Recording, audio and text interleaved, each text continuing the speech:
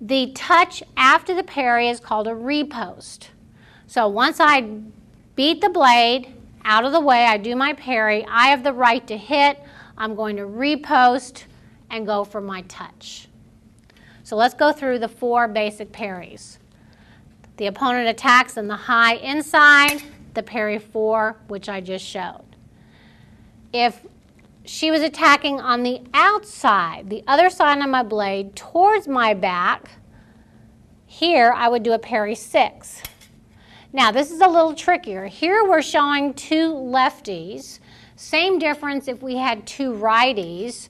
Her target might not be as open for me to come around to the front. I might, if she drops, this might be open, but I might need to go to a lower line. I could be going towards her back.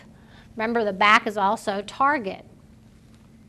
So high outside, I do a parry 6, and then I'd go for my riposte depending upon where the opening is. Low inside. She's inside my blade towards the front, but now she's headed towards the groin, below the waist. So all I do is I drop my tip and beat the blade here. That's a parry 7. Low inside, drop the point, beat it out of the way.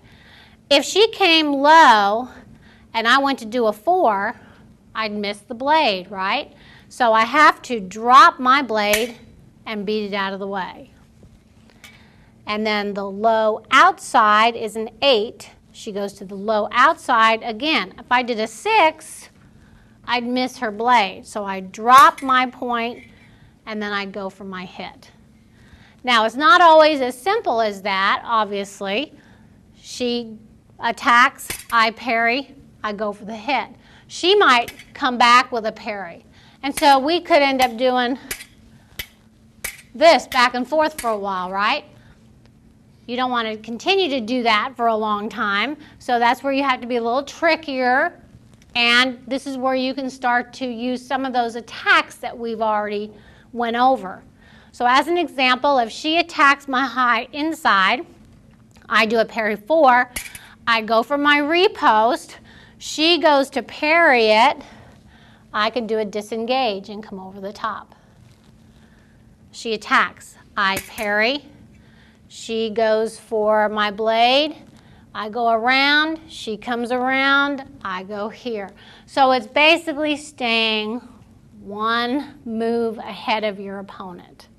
And that's why you're not working off of just reflexes. It's having to, mentally strategize as far as when are you going to be able to get the opening and also have the right of way.